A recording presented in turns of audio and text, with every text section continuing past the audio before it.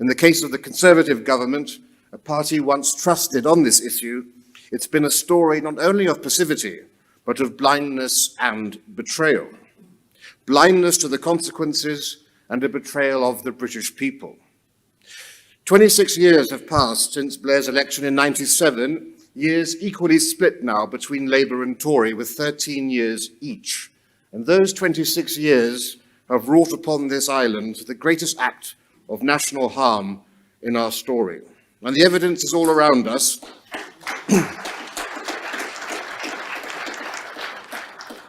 The evidence is all around us, but let me put it bluntly.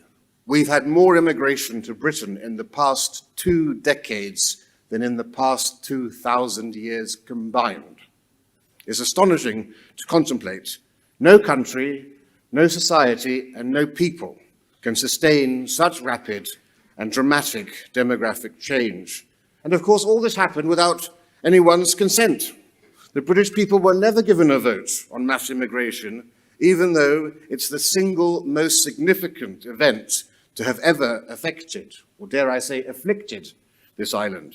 It's incalculably more profound than Brexit and the EU, and yet for a quarter of a century, our elected leaders have allowed it to continue all but unfettered, having been voted in to do just the opposite. As a result, in Britain today, the indigenous population, otherwise known as white British, is rapidly shrinking. In the 2001 census, 87.5% of the population of England and Wales identified as white British. By 2011, that figure had dropped to 80.5%, and by 2021, it was 74.4%. It's hard, perhaps impossible, to think of another example of an indigenous population of a majority country declining by 13% in the space of 2 decades. At the same time, the 2021 census results revealed that 42% of the 10 million foreign-born residents in England arrived in the last decade, and that's quite without precedent in our history. Here you can see the chart which shows the foreign-born population of Britain since the Great Exhibition of 1851, when it was 0.6%. It took 100 years to rise by 4% to 1951. Then it took 50 years to jump by another 4%.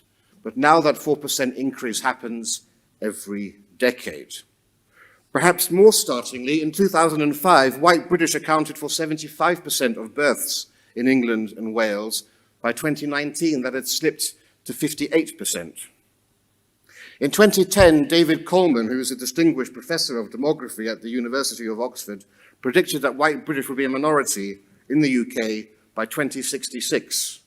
That prediction was based upon migration figures which were half of those we are now experiencing.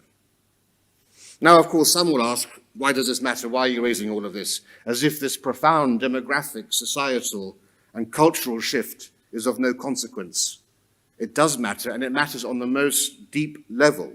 You no doubt have already heard, so I won't go into it, the very sound practical, economic, and political reasons why this matters. Housing, school places, GP appointments, NHS waiting lists, benefits, etc.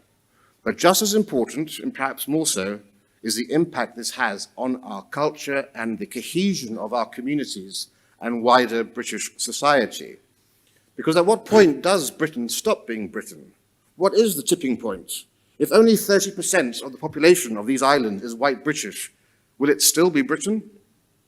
How can the integration and assimilation of huge immigrant populations be achieved when the indigenous population is itself an ethnic minority? What will the dominant culture be for television, popular music, film, comedy, sport, the things that traditionally bind a nation and its peoples together?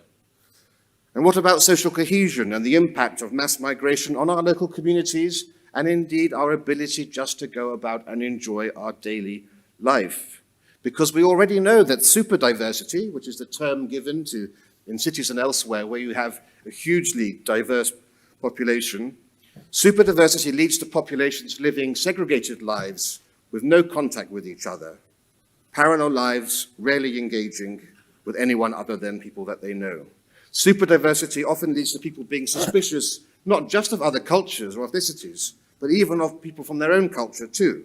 And a walk through the East End of London will show you that diversity in action. For example, just imagine 2 or 3 old ladies at a bus stop. We know that if they are of different cultural backgrounds, it's far less likely that they will start up a random conversation than if they were all from the same cultural background. In these and similar ways, our communities are becoming less cohesive. We know in Scandinavia, for example, which of course is very proud of its welfare state and its support for all people, that taxpayers are less happy to pay taxes for welfare when the people receiving the benefits don't resemble them. It's human nature.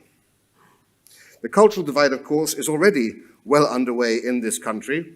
As Lord Tebbit has said, we have imported far too many immigrants who have come here not to live in our society, but to replicate here the society of their homelands. Well, the level of immigration that we eventually decide to agree on is for the British people to decide, not for me. But in deciding what level of immigration is appropriate for the future, perhaps the research of Professor Coleman might again offer useful guidance. Coleman offered 3 examples of how different immigration levels would affect the nation. Remember, he said by the 2060s, the white British would be a minority if immigration continued at the 2010 level. But if you reduced it way down to 80,000, then white British would become a minority in 2080. If you use a cross-party group of MPs' recommendation of balanced migration, which basically means 1 out, 1 in, then the white British would become a minority at the end of the century.